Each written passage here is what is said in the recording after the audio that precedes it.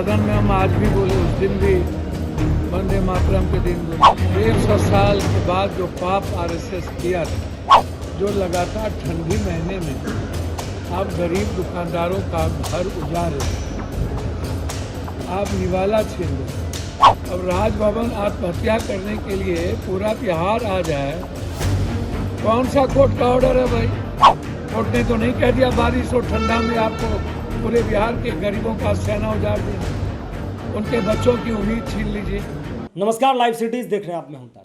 बिहार में बुलडोजर चल रहे हैं और एक तरफ राजनीतिक बयानबाजी भी चल रहा है। यानी कि लोग कह रहे हैं, गरीबों का एक तरफ अलग दर्द है कि हमारे सीने पर बुलडोजर चल रहा है, लेकिन अधिकारी कह रहे हैं कि अतिक्रमण पर बुलडोजर चल रहा है। यानी कि बुलडोजर इतना ज़्यादा ट्रेंड में है कि कोई बुलडोजर से परेशान है, कोई बुलडोजर लेकर पहुंच रहा है और राजनीतिक गलियारों में चर्चा बुलडोजर पर चल रहा है। कोई कह रहे हैं कि पहले जमीन दीजिए, पहले बसाइए, तब बुलडोजर चलाइए। लेकिन इसी बीच पप्पू यादव का बड़ा बयान सामने आया है। उन्होंने कहा है कि कौन से कोर्ट का ऑर्डर लेकर बुलडोजर चला रहे हैं। इसके अलावा उन्होंने कहा कि इस ठंड में गरीबों के पेट पर लात मार रहे हैं। जो छोटे दुकानदार है उसके बच्चों के सर से आप जो है साया छीन रहे हैं और आसियाने 1 मिनट में जमींदोज हो जा रहे हैं। इसके अलावा पप्पू यादव ने कहा कि पहले 5 डिसमिल जमीन दीजिए, घर बसाइए, उसके बाद बुलडोजर चलाइए।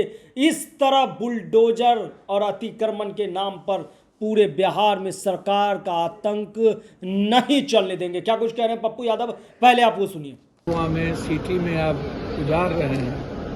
सदन में हम आज भी बोले, उस दिन भी वंदे मातरम के दिन बोले। 10 घंटा ये लोग 150 साल के बाद जो पाप आरएसएस किया था, कुकर्म किया था रविन्द्रनाथ टैगोर जी के साथ, और जो इन लोगों ने, भाई गांधी को कौन मरवाया?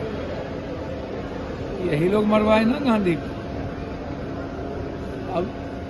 अब बात करते हैं, मुद्दों की करिए ना। बिहार में जो लगातार ठंडी महीने में आप गरीब दुकानदारों का घर उजाड़ रहे, आप निवाला छीन रहे, आप पेट पर लात मार रहे, आप रोटी छीन रहे। सारे मर्गिए दुकानदार जो छोटे छोटे फुटपाथ पर दुकान, चप्पल का, जूता का, कपड़े का, सब्जी का, गोलगप्पा का, फल का, इन सब चीज़ का कर रहा है, आप पूरा उजाड़ रहे हैं। कल भी उजाड़ रहे हैं, आज भी उजाड़ रहे हैं। आत्महत्या करने के लिए परिवार आ गया यहाँ राजभवन। अब राजभवन आत्महत्या करने के लिए पूरा बिहार आ जाए, कौन सा कोर्ट का ऑर्डर है भाई? कोर्ट ने एक मुद्दों पर कहा कि आपको इनके 6 पुश्त से वो बसा हुआ, आप 5 डिसमिल जमीन दीजिए और फिर घर बना के इनको दीजिए। कोर्ट ने तो नहीं कह दिया बारिश और ठंडा में आपको पूरे बिहार के गरीबों का सेना उजाड़ दीजिए, उनके बच्चों की उम्मीद छीन लीजिए। तो बिहार में अभी सबसे बड़ा अपराध और सबसे बड़ा आतंक इंस्पेक्टर राज का, और सरकार का जो आतंक है कोर्ट के आड़ में, ये गलत है। सोमवार को ये मामला फिर उठे। तो आपने सुना कि किस कदर पप्पू यादव कह रहे हैं कि हम अब इस बात को, सड़क पर तो बुलडोजर चल ही रहा है, लेकिन बुलडोजर का चर्चा अब सदन में भी उठाएंगे। वो कह रहे हैं कि अब लोकसभा में जो अगली जो बैठक होगी, जिस दिन वो रहेंगे, उस दिन बुलडोजर पर चर्चा उठाएंगे और वो सवाल करेंगे कि आखिर किस आधार पर बिहार में बुलडोजर चल रहे हैं। और उन्होंने कहा कि लोग राजभवन जा रहे हैं कि मैं अपनी जिंदगी यहाँ ख़त्म कर लूँगा अगर बुलडोजर का जो लगातार धराशायी होना हमारे आसियाने पर नहीं रुकेगा, तो इसी राजभवन में मैं अपनी अंतिम सांस लूँगा।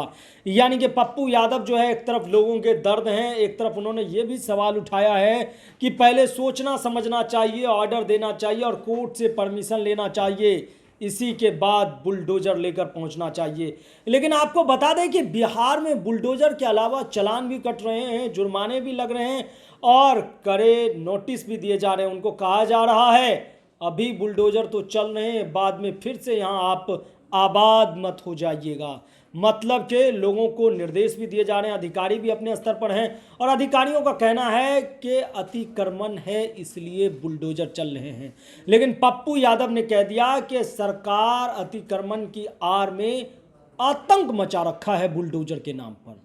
तो बिहार की राजनीति में बुलडोजर भी उतनी ही चर्चा में है और बुलडोजर पर सियासी गलियारों में भी उतनी ही चर्चाएं हैं और बिल्कुल हलचल तेज है। कई सवालों के दायरे में सब कुछ है, कहीं लोग अपने दर्द को कैमरे पर बताते ही जो है वो रो पड़ते हैं। फिलहाल के लिए इतना ही। अगर आप लाइव सिटीज़ को देख रहे हैं तो चैनल को सब्सक्राइब करें, फेसबुक पेज को लाइक करें। धन्यवाद।